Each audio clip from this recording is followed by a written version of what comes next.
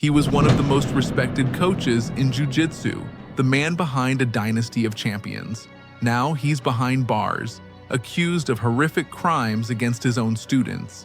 In this video, we're going beyond the headlines and into the evidence, from shocking leaked audio to the details buried in the police reports. This is the story of the Melqui Galvão BJJ scandal. To understand the magnitude of this story, you first have to understand who Melqui Galvão was in the world of Brazilian Jiu-Jitsu. He wasn't just a coach, he was an institution based in Manaus, Brazil. Melquisedeque de Lima Galvão Ferreira built an empire on the mats. His academy became a legendary talent pipeline, famous for transforming young competitors into world-class champions. His list of decorated students is a who's who of modern BJJ, including champions like Fabricio Andrade, Diogo Reis, Brenda Larissa, and Thaleson Soares. But his most famous product was, of course, his own son, Melqui Galvão, a prodigy who stormed the elite levels of the sport, becoming the youngest ever IBJJF world champion in 2022. Melqui was seen as a master strategist, a father figure, and a community leader. But Melqui Galvão had another life, one that gave him a different kind of power. He was also a tenured investigator for the Amazonas Civil Police. He wasn't just a coach, he was a cop. This dual identity, the respected mentor and the state-sanctioned authority figure, created a powerful aura of influence and control.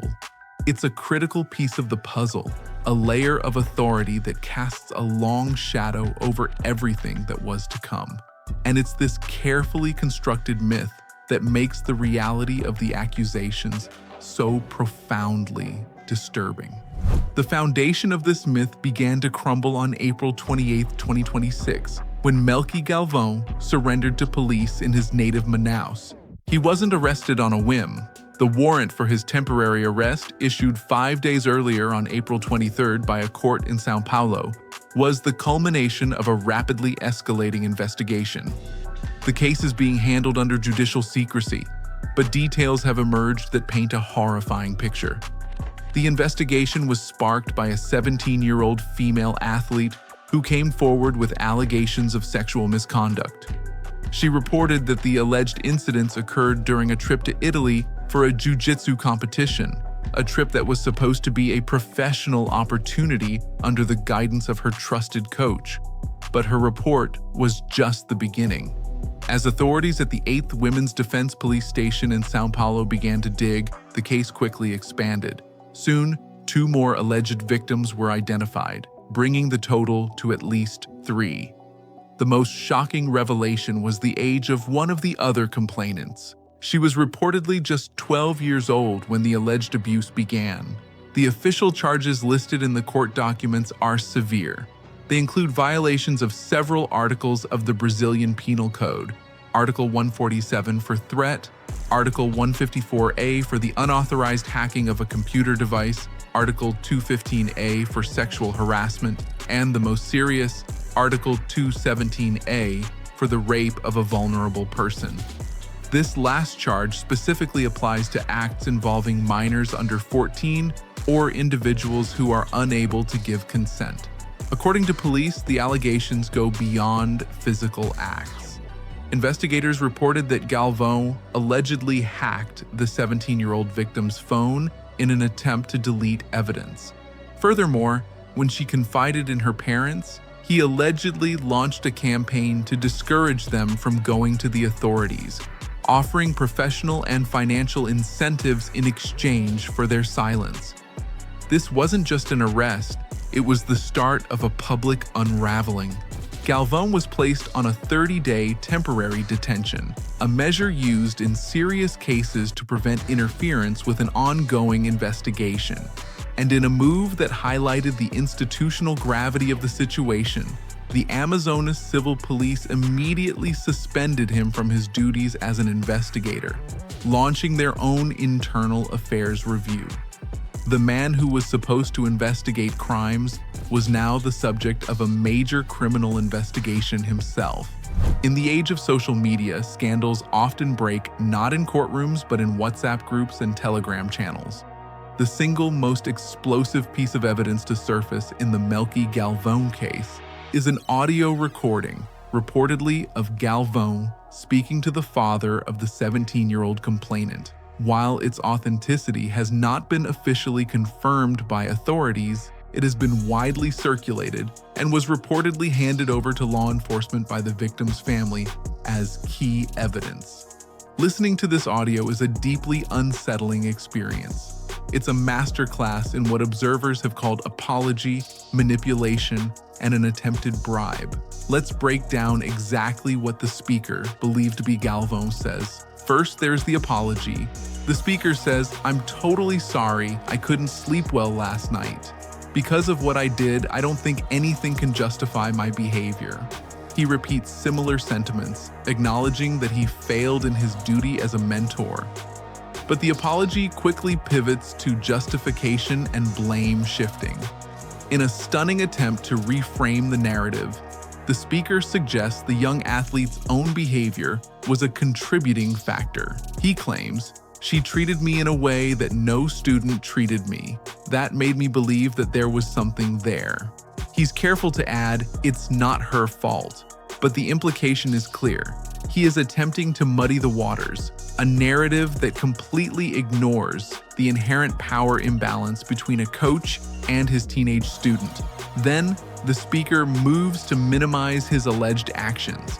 He provides his version of events, admitting to touching her stomach while she was sleeping but framing it as a brief, fleeting moment.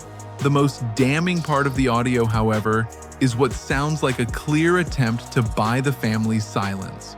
The offers are substantial.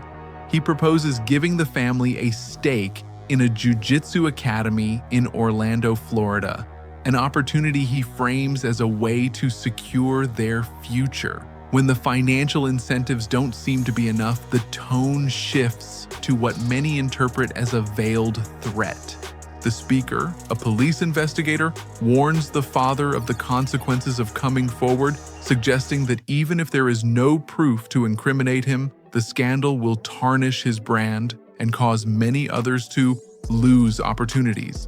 It's a classic manipulation tactic, positioning himself as the protector of a community and framing the victim's pursuit of justice as a selfish act that will harm other innocent athletes.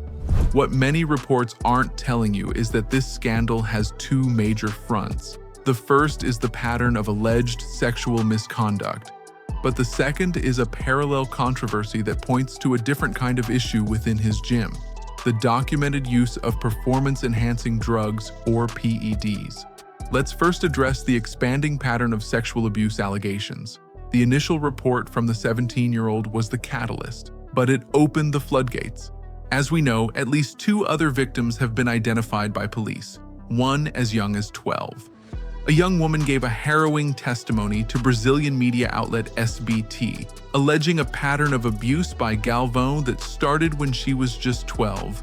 She described being taken to a private location she now recognizes as a hotel and alleges the abuse escalated over time. In her testimony, she says, "I know 3 girls who trained with me, and I'm sure they went through this. This situation needs to be stopped and justice needs to be served." Her words suggest a potential systemic issue within the academy, a dark secret hidden behind the wall of championship medals. Now, for the part of the story that is often overlooked, the PEDs. Long before his arrest, the topic of performance-enhancing drugs was connected to Galvão's team. This controversy centers on his son, Melqui Galvão. In April 2023, the U.S. anti-doping agency, USADA, announced that Melqui had tested positive for clomiphene from a test conducted at the 2022 IBJJF World Championships. Clomiphene is a banned substance often used to increase testosterone levels. As a result, Melqui was stripped of his 2022 world title, which was awarded to the silver medalist Tai Ruotolo. He also received a 1-year suspension. Melqui Galvão publicly addressed the positive test, claiming his son, then 19, had low testosterone and was prescribed the medication by a doctor. USADA's report confirmed the substance was from a prescription, but upheld the sanction because the Galvão camp had failed to apply for a therapeutic use exemption, or TUE, which is a mandatory requirement for athletes taking a prohibited substance for medical reasons. This positive test became the focal point of a public and bitter feud with rival competitor Nicholas Marigali. Marigali didn't mince words, publicly accusing Mika of cheating and using clomiphene to mask steroid use. These public accusations led Melqui Galvão's camp to file 4 separate lawsuits against Marigali in Brazil. Marigali has since said that because of these lawsuits, a match between the two is 100% unfeasible. The arrest of a figure as prominent as Melqui Galvão sent an immediate shockwave through the entire jiu-jitsu world. The reaction was swift, widespread, and fractured. The first official bodies to act were the sport's largest governing federations. The International Brazilian Jiu-Jitsu Federation, IBJJF, and its Brazilian counterpart, the CBJJ, issued a joint statement permanently banning Melqui Galvão from participating in any of their sanctioned events or activities.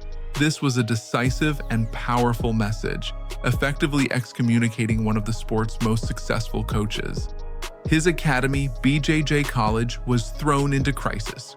His son, Melqui Galvão, released a public statement saying he was still processing the situation, but unequivocally rejected any form of violence or harassment against women and children and called for the justice system to do its job. But statements of condemnation couldn't stop the exodus. In the days and weeks following the arrest, high-profile athletes announced they were leaving BJJ College. Perhaps the most significant departure was that of ADCC world champion Diogo Reis. In a public post, Reis explained that while his first instinct was loyalty, he was leaving because the situation went against his personal values. The departure of a star athlete like Reis was a massive blow to the academy's prestige. Other prominent athletes like Fabricio Andre and Brenda Larissa also left the team. Other prominent figures in the BJJ community have also been vocal.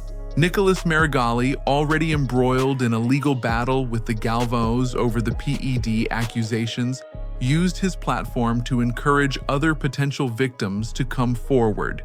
In a raw, emotional video, he described being frightened by the number of women who contacted him, sharing stories of abuse not just related to Galvão, but to other coaches as well, exposing what seems to be a much wider systemic problem within the sport. The case of Melqui Galvão is a dark and complex story that continues to unfold. We have an influential coach once celebrated as a pillar of the community, now sitting in a jail cell. He is formally accused of some of the most serious crimes imaginable: sexual harassment, threats, and the rape of vulnerable minors. We have the shocking audio recording, a key piece of evidence that seems to reveal a desperate attempt to manipulate and bribe a victim's family into silence. We have the testimony of multiple alleged victims, including a young woman who says the abuse started when she was just 12 years old, suggesting a long-term pattern of predatory behavior. And running parallel to all of this is the documented PED scandal that cost his own son a world title. It is critical to remember that Melqui Galvão is at this moment accused and not convicted. The legal process in Brazil will run its course, and he is entitled to a defense. However, the evidence that has come to light has already caused irreparable damage to his reputation and has forced the entire sport of Brazilian Jiu-Jitsu into a moment of crisis and self-reflection. This story is bigger than one man. It's about the systems of power that enable abuse, the hero worship that can shield powerful coaches from scrutiny, and the responsibility that every single gym owner, coach, and athlete has to protect the most vulnerable members of our community.